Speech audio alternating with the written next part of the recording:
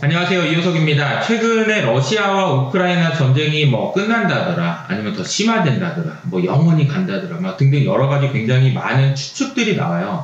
그래서 지정학 리스크라는 것들이 사실 2022년에 우리가 투자하는 환경에 쑥 들어와가지고 우리가 굉장히 당황하기도 했는데, 최근에 보니까 블랙락에서는 이 지정학 리스크를 어떻게 평가하고 우리의 투자에 녹여낼지에 대해서 고민을 한 자료들이 나와서 그 자료를 바탕으로 이야기를 나눠보도록 하겠습니다. MJ 나와주셨어요. 안녕하세요. 안녕하세요. 네, MJ 한번 소개해 주시죠. 네, 블랙락에서는 이제 본인들의 방법을 통해서 글로벌 지정학적 리스크 지수라는 걸 만들어서 이제 산출해서 리포트를 통해서 발표하고 있습니다. 지금 보고 계시는 그림이 블랙락의 이제 지정학 글로벌 인디케이터인데, 글로벌 지정학 리스크에 대한 이제 리포트들이나 뉴스 플로우가 이제 나올 텐데, 당연히 이제 지정학 리스크가 고조되면은 관련된 리포트나 더 많은 뉴스 플로우가 관찰될 것입니다. 그렇죠. 그러면 이제 블랙락에서는 그 리포트와 뉴스에 있는 텍스트를 분석을 합니다. 텍스트 분석을 통해서 이 텍스트가 어감이 부정적이냐, 긍정적이냐를 평가를 먼저 하고, 이제 내부에 있는 본인들의 이제 전문가 집단이 있는데, 전문가들이 이제 점수를 매깁니다. 점수를 매긴 뒤에 이제 지금 보고 계시는 지수를 만들어내고 있다라고 보시면 될 것 같습니다. 지금 보시면 최근에 되게 높이 올라갔다가 살짝 내려오는 모습인데, 이건 예상하셨다시피 러시아 우크라이나 전쟁 때 이렇게 크게 치고 올라간 것입니다. 여기 보시면은 러시아가 우크라이나를 침공했었을 때 올라갔다가 이제 살짝 내려오는 듯 했지만 다시 올라가는 모습이 이제 전반적으로 러시아 우크라이나 전쟁 때문으로 지금 보이고, 그 과거에는 보면은 이제 국내와 좀 관련되어 있는 이슈는 첫 번째가 바로 앞에 보이는 이제 북한이 미사일을 쐈을 때, 미사일 테스트를 했었을 때 지정학 리스크가 조금 올라가는 모습을 보였습니다. 블랙락에서 이런 지수들을 발표하긴 했는데, 내용을 살펴보니까 한 10가지 위험, 이런 얘기들을 좀 했었어요. 우리 10가지 위험들이 어떤 것들이 있는지 세부 항목들을 좀 설명해주면 좋을 것 같습니다. 네. 그러면 첫 번째로 블랙락이 언급한 이제 지정학적 리스크 요인으로는 미국이랑 중국이 이제 기술 전쟁을 언급하고 있습니다. 네. 최근에 여러 뉴스를 통해서 확인하셨겠지만, 미국이랑 중국이 이제 점점 협력을 한다기보다는 각자 도생의 길로 가고 있는 모습을 보이고 있는데요. 특히 이제 반도체 산업에서 보시면은 미국이 최근에 반도체 산업과 관련된 이제 칩스 앤 사이언스 액트라는 것을 작년에 만들었죠. 이걸 통해서 지금 두 번째 2번 밑에 보면은 지원금을 받는 기업들은 특정 국가의 향후 10년간 반도체 제조나 시설 확장에 투자를 하지 못하도록 이제 명시가 되어 있는데, 이 특정 국가가 중국이라는 것을 보면은 지금 미국과 중국의 반도체 전쟁이, 패권 전쟁이 심화되고 있구나 라는 것을 보실 수 있고, 최근에 이제 중국 정부 같은 경우에는 이제 미국도 저렇게 반도체 산업을 지원을 하고 있는데 우리도 반도체가 중요하기 때문에 우리 산업도 지원을 해야겠다라고 하면서 여러 가지 반도체 지원 패키지를 내고 있는 상황이고, 그런데 안타깝게도 최근 들리는 소식에 의하면은 코로나 때문에 타격을 너무 많이 입어가지고 재정 문제가 있어서 정부 지원을 중단을 검토한다는 소식도 있기는 합니다. 두 번째로 언급하고 있는 것은 사이버 공격입니다. 이제 사이버 공격이 이제 러시아 우크라이나 전쟁 이후에 이제 해킹이라던가 사이버 활동을 통한 스파이 활동이 증가를 하고 있는데, 사이버 공격이 앞으로 향후에도 이제 조금 더 리스크 요인이 될 수 있다. 산업이나 아니면은 디지털적으로 인프라를 피해를 입히면서 이제 향후 피해가 가중될 수 있다라고 이제 언급을 하고 있습니다. 그래서 이제 사이버 공격이 증가하면서 최근에 사이버 보안주에 대한 관심이 높아지고 있는데요. 당장 사이버 보안주에 대한 관심이 높아졌다라고 해서 투자하시는 거는 이제 조금 생각은 많이 해보셔야 될 것 같습니다. 최근에 보시면은 주가 흐름이 그렇게 좋지 못합니다. 러시아가 우크라이나 전쟁이 발발했을 때 이제 고점을 찍고 계속해서 지속적으로 내려오고 있기 때문에 몇몇 업체를 제외하고는 크게 성과를, 재미를 보지 못하는 모습을 보이고 있습니다. 지금 이제 2월이 되면 러시아가 우크라이나를 침공한 지 이제 1년이 되는데 생각보다 전쟁이 장기화가 되고 있죠. 그렇죠. 근데 이제 단순히 이제 러시아와 우크라이나와의 두 국가만의 대결이 아닌 러시아 대 나토로 전쟁이 확장될 수 있다라는 이제 우려가 조금 커지고 있는 상황입니다.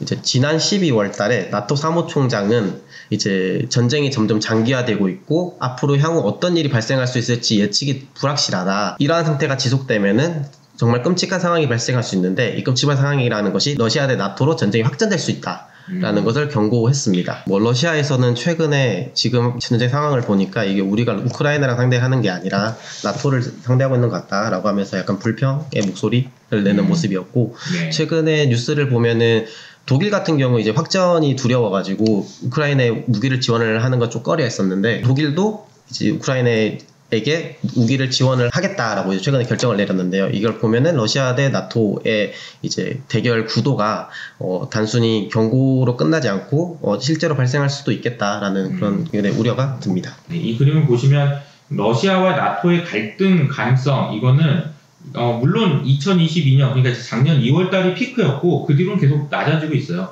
거의 지금 1년이 다 돼가고 있는데 추가적인 도발이나 이런 것의 가능성은 좀 낮다라고 보는 거겠죠. 그런데 말씀하신 대로 러시아와 우크라이나의 전쟁이 아니고 사실상 우크라이나 뒤에는 나토 그리고 미국이 있기 때문에 이건 대리전의 양상을 띠고 있다라는 것은 맞는 것 같아요. 그 다음으로 블랙락이 이제 언급한 리스크 요인은 테러 활동이 되겠고, 그 다음에 신흥국 정치 리스크도 블랙락에서는 지정학적 리스크 요인으로 언급하였습니다. 신흥국 정치 리스크 같은 경우에는 최근에 신흥국이 높은 금리나 높아진 식품 가격, 에너지 가격 때문에 피해가 많고 경제적 피해가 막심하다라는 얘기가 많이 나오는데 이것 때문에 부도 위험이 증가할 수도 있다라고 경고를 했고, 그리고 이제 빈부격차나 살기가 너무 어렵다 보니까 사회적 불안감이 너무 증가를 해서 폭동이라던가 사회적 대립이 발생할 수 있는 리스크에 대한 언급도 하였습니다. 지금 보고 계시는 차트는 흥미로워서 한번 가져와 봤는데요. 네. 글로벌 인구, 세계 인구 중에서 민주주의 국가의 시스템상에서 살고 있는 인구의 비중을 나타내고 있는 그림입니다. 그러니까 이제 우리가 생각할 때는 다 민주주의 아니야? 생각을 할 수 있는데 민주주의 아닌 국가가 되게 많다라는 거고, 이 그림을 보니까 2000년대에 50%가 넘은 적이 있었는데 이게 보니까 지금은 30%밖에 안 되네요. 이게 굉장히 생각보다 낮네요. 그러니까 지정학적인 리스크가 신흥국에서 발생할 가능성이 크다라는 것을 이 그림을 통해서 알 수 있는 것 같습니다. 그리고 다음 리스크로는 미국과 중국의 군사전쟁을 언급하고 있는데요.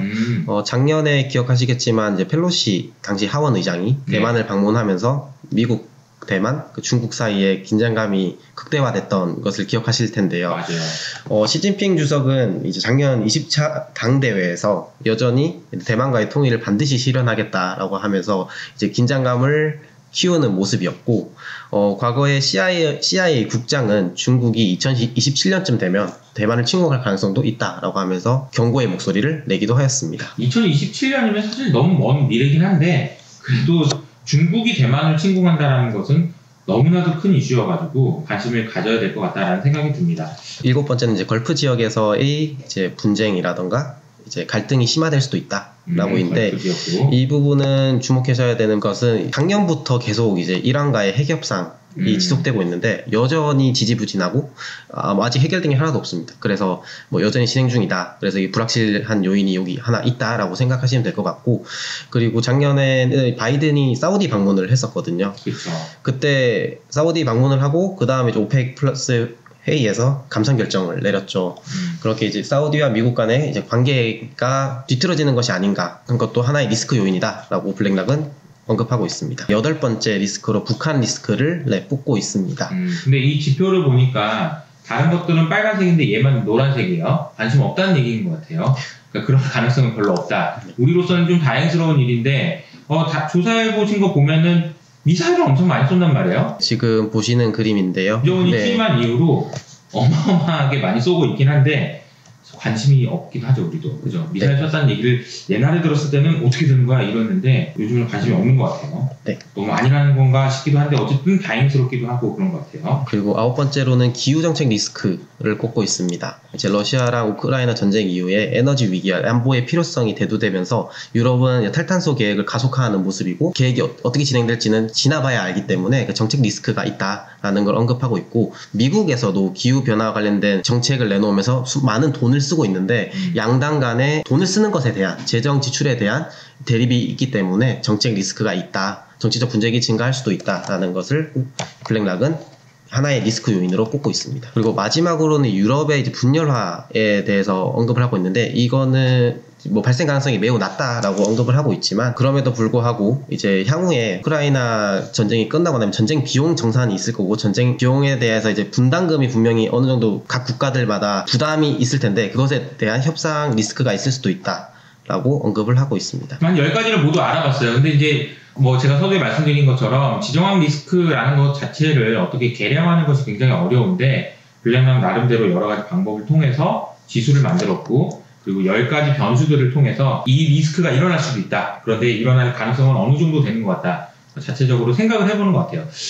투자를 하실 때 굉장히 중요한 포인트는 추상적인 개념을 구체화하는 거라고 생각하거든요. 추상적으로 두리뭉실하게 지정 리스크가 어떻게 되는 거야. 이게 아니고 각각의 변수를 나눠가지고 구체화해서 생각하는 힘을 기르는 게 되게 중요한 것 같아요. 영상을 보신 분들도 지정학 리스크에 대해서 다시 한번 생각해 보실 수 있는 계기가 되지 않았나라는 생각이 들고요.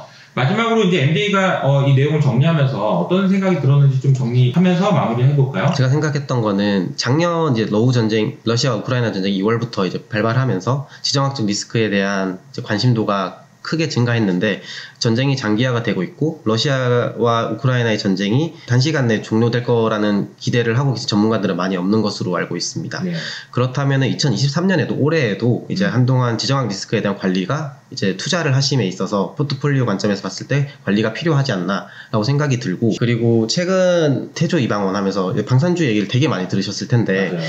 방산주가 사실 최근에 많이 오르긴 했죠. 많이 오르긴 했는데 그럼에도 불구하고 앞으로 국방에 대한 지출은 계속 늘 것으로 예상이 되고 있는 현 시점에서 방산주는 지금 많이 올랐지만 그래도 주목해볼 필요는 있을 것이라고 생각이 들고 대신 이제 투자를 하실 때 단일 종목에 투자를 하면 그만큼 변동성이 크게 노출될 수 있기 때문에 ETF 쪽으로 한번 관심을 가져보면 어떨까 하는 생각입니다. 적어놓으셨네요. 네. ETF와 관련된 방산 관련된 ETF에도 생각해볼 필요 있겠다. 그래서 국방비 지출은 굉장히 많이 늘어나고 있으니까요. 그죠? 그런데 이것도 또 막연하게 그냥 될 거야 이렇게 생각하기보다는 꼼꼼하게 따져보는 자세도 필요하지 않나라는 생각이 듭니다. 알겠습니다. 지정학 리스크에 대해서도 계속해서 관심을 가져야 된다. 그리고 이것을 리스크가 커질 때도 있고 작아질 때도 있는데 그 커지냐 작아지냐를 판단하는 기준 자체도 우리가 여러분들이 한번 생각할 수 있는 예시를 설명해 준 것 같습니다. 자, 그러면 여기서 오늘 마무리하도록 할게요. 감사합니다. 감사합니다.